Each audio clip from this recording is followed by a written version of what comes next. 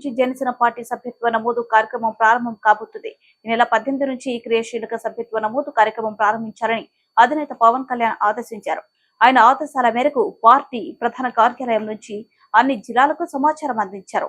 ఇప్పటికే జిల్లాల నియోజకవర్గాల ఇన్ఛార్జీలు వాలంటీర్లకు సభ్యత్వ నమోదు కార్యక్రమానికి సంబంధించిన లాగిన్లు అందించారు. నేటి నుంచి గ్రామ, వార్డు, మండల స్థాయిలో సభ్యత్వ నమోదు కేంద్రాలు ఏర్పాటు చేసుకోనున్నారు. గత ఏడాది దాదాపు 6.5 లక్షల మంది జనసేన పార్టీ క్రియాశీలక సభ్యులుగా చేశారు. ఈ ఏడాది 10 లక్షల మందికి పార్టీ సభ్యత్వం కల్పించాలని పార్టీ నిర్ణయించింది. మండల రాజేష్ గారికి, సోదరుడు అమిశెట్టి వాసు గారికి, రాష్ట్ర వ్యాప్తంగా జనసేన పార్టీ కోసం మనందరితోటి అహర్నిశలు కార్యక్రమం విజయవంతం జరగాలనే తపనతో పనిచేసిన మన కళ్యాణం శ్రీనివాసరావు గారికి, అదేవిధంగా ఐటీ విభాగానికి మొదటి నుంచి కూడా పార్టీ కార్యక్రమాల్లో పవన్ కళ్యాణ్ గారి స్ఫూర్తితోటి ఇతర దేశాల్లో అవకాశాలు ఉన్నా కూడా మన దేశంలోనే ఎక్కువ సమయం కేటాయించి పార్టీ కోసం అంకిత భావం చేస్తున్న మన ఐటీ విభాగం అధ్యక్షుడు మిర్యాల శ్రీనివాస్ గారికి,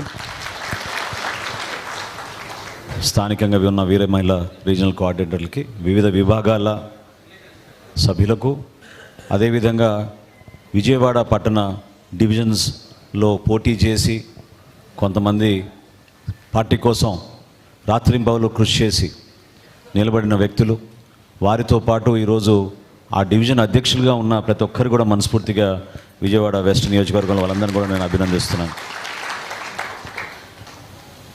నిజంగా చెప్పాలంటే క్రియాశీలక సభ్యత్వం ఒక ఎమోషన్. పార్టీతో మనం ఒక కుటుంబ సభ్యులుగా పవన్ కళ్యాణ్ గారు చేస్తున్న ప్రయాణంలో మన అడుగుజాడలు కూడా ఉండాలని, ఆయన చేసిన కృషిలో కొంతవరకు మనం ఏదో విధంగా భాగస్వాములు అవ్వాలని తపనతోటి రాష్ట్ర వ్యాప్తంగా ఎంతోమంది జన సైనికులు, వీర మహిళలు నిల్చున్నారు. మొదటి సంవత్సరంలో ఆ రోజు కరోనా తీవ్రంగా ఉన్నప్పుడు 1,00,000 సభ్యత్వం చేయగలిగాం 2021లో. 2022 వచ్చే వరకు సుమారు 3,50,000 సభ్యత్వం చేయగలిగాం. గత సంవత్సరం 2023లో అది 6,47,000కి మనం రాష్ట్ర వ్యాప్తంగా తీసుకెళ్ళగలిగాం. భారతదేశంలో ఈ రోజుకి కూడా ఏ రాజకీయ పార్టీ తన సభ్యులను ఒక కుటుంబ సభ్యులుగా భావించుకుని వాళ్ళకి రక్షణే కాకుండా ధైర్యం నింపే విధంగా, వాళ్ళకి ఒక మనస్ఫూర్తిగా వాళ్ళకి ఒక అవకాశం, ఒక వేదిక, అద్భుతమైన భవిష్యత్తు ఉందనే ఒక నమ్మకంతో వచ్చిన వాళ్ళందరినీ కూడా గౌరవించుకోవాలనే ఆలోచనతో మన పార్టీ అధ్యక్షులు పవన్ కళ్యాణ్ గారు ఈ క్రియాశీలక సభ్యత్వం ఆ రోజు ప్రారంభించాం. చాలా సందర్భాల్లో మనం చూసాం, ఎంతోమంది మన యువత పవన్ కళ్యాణ్ గారు వచ్చినప్పుడు ర్యాలీల్లో చిన్న చిన్న గాయాలు, ఆ బైక్ ర్యాలీస్లో, అదేవిధంగా ఎక్కువ శాతం మన పార్టీలో యువత కష్టపడి పనిచేస్తున్న వాళ్ళంతా కూడా ప్రతిరోజు చిన్న చిన్న పనులు చేసుకుని కుటుంబాలని నడుపుకొని వాళ్ళ చేతుల పైన ఎంతో నిలకడగా భవిష్యత్తు పైన ఎంతో ఆశ పెట్టుకుని నిజాయితీగా పనిచేయాలనే ఆలోచనతో నిలబడిన వ్యక్తులందరికీ కూడా వారి కుటుంబంలో ఒక ప్రమాదం జరిగితే మనం ఆదుకోవాలనే ఆలోచనతో ఈ కార్యక్రమం తీసుకొచ్చాం. 500 రూపాయలు కట్టి సభ్యత్వం తీసుకుంటున్నారంటే మీరు నిజంగా ఆశ్చర్యపోతారు. ఎటువంటి వ్యక్తులకి ఈ 3 సంవత్సరాల్లో దాదాపు మనం 20 కోట్ల రూపాయలు మనం ఇచ్చాం. 20 కోట్ల రూపాయల్లో ఎంతో బాధాకరమైన విషయం ఏంటంటే మనం ఒక 344 జన సైనికులు ప్రాణాలు కోల్పోయారు.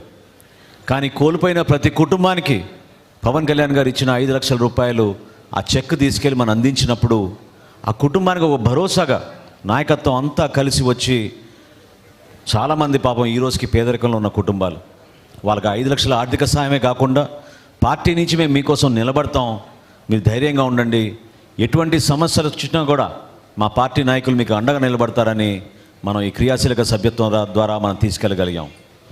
విజయవాడలో ఈరోజు ప్రారంభించాల్సిన ప్రత్యేకత మీ అందరికీ తెలుసు.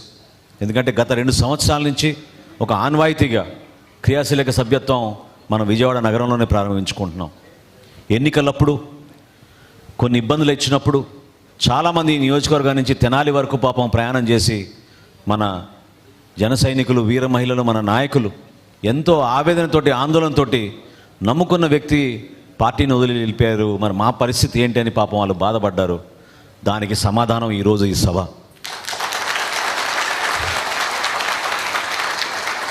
నేను ఆ రోజు చెప్పాను, ఆ రోజు ఎవరైతే బాధపడ్డారో వాళ్ళందరినీ ఓదార్చి చెప్పాను, పార్టీలో వ్యక్తులు ముఖ్యం, కానీ వ్యక్తుల వల్లనే పార్టీ ముందుకెళ్తుంది, వ్యవస్థని ఆ విధంగా నిలబెడుతుంది అనుకుంటే మాత్రం అది పొరపాటు. మనం ఎంత గౌరవంగా ఉండి ఎంత కష్టపడి నిజాయితీగా నిలబడతామో ఆ వ్యవస్థే మనకి ఆ అండేస్తుంది, ఆ నీడేస్తుంది. అంతేగాని వ్యక్తిగత స్వార్థాల కోసమో కారణాల కోసమో కేవలం దూషించే ఒక ప్రణాళిక సిద్ధం చేసుకుని ముందుకెళ్తే నష్టం జరిగేది చివరికి అంతిమంగా వాళ్ళకే. ఎందుకంటే నిజాయితీగా ఎంతమంది పార్టీ కోసం కష్టపడి నిలబడ్డారో మీరు చూశారు. ఈరోజు ఇక్కడ ఉన్న ప్రతి ఒక్కరు నాయకులు నాకు తెలుసు, ప్రతి ఒక్కరు నాయకులు నేను 3 సంవత్సరాలు నేను చూస్తున్నాను. ఏ విధంగా పార్టీ కార్యక్రమం అంటే వాళ్ళు సొంత నిధులు ఖర్చు పెట్టి పార్టీ కోసం కృషి చేసిన వ్యక్తులు ఎంతమంది నిలబడ్డారో మీ అందరికీ తెలుసు. ధైర్యంగా నిలబడ్డారు. వాస్తవంగా 5 సంవత్సరాలు మనం మూర్ఖమైన ప్రభుత్వం పైన మనం పోరాటం చేయగలిగామంటే జనసేన పార్టీ వల్లనే, జనసేన పార్టీ క్రియాశీలక సభ్యుల వల్లనే, మన జన సైనికులు వీర మహిళల వల్లనే. ఎలా మర్చిపోతారు ఆ రోజు మనం చేసిన పోరాటాలు? ఎన్ని కేసులు పెట్టారు, ఎన్నిసార్లు హౌస్ అరెస్టులు చేశారు. మన పార్టీ అధ్యక్షులు కూడా చివరికి జనవాణి కార్యక్రమానికి హాజరవుతా ఉంటే దాన్ని కూడా అడ్డుపడే పరిస్థితి తీసుకొచ్చిన రోజులు మీరు ఎట్లా మర్చిపోగలుగుతారు? కాబట్టి మన పార్టీలో మనకున్నది గొప్ప విషయం ఏంటంటే మనం ఎవరికి అన్యాయం చేయం, నిజాయితీగా నిలబడతాం, కష్టపడి పోరాడతాం.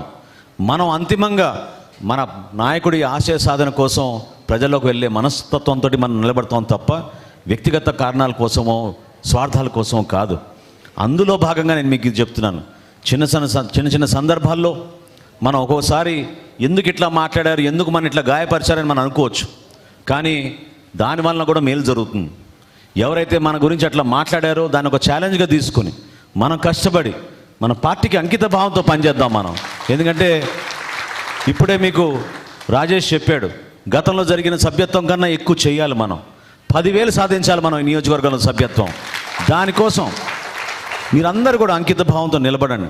ఎందుకంటే జనసేన పార్టీకి ఈరోజు ప్రజల్లో ఉన్న విలువ దేనికోసం ఎక్కువగా ఉందంటే పవన్ కళ్యాణ్ గారి వ్యక్తిత్వం, ఆయన కష్టపడి చేసిన ఈ ప్రస్థానం, ఏ విధంగా పార్టీ బలోపేతం కోసం ఆయన నిలబడి ఆయన సొంత నిధులతోటి పార్టీని కూడా నడిపించుకుంటూ ముందు తీసుకొచ్చారు మీ అందరికీ తెలుసు.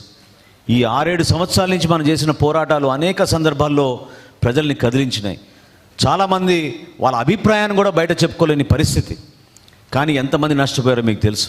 విజయవాడలో మన బెంజ్ సర్కిల్లో భవన నిర్మాణ కార్మికులు ఏ విధంగా 5 రోజులు మన డొక్కా సీతమ్మ గారి స్ఫూర్తితోటి మనం ఆ రోజు మనం ఆహార శిబిరాలు ఏర్పాటు చేస్తే నియోజకవర్గాల వారిగా ఎంతమంది వచ్చి మనందరినీ కూడా కలిసి ఆశీర్వదించారో మీకు తెలుసు.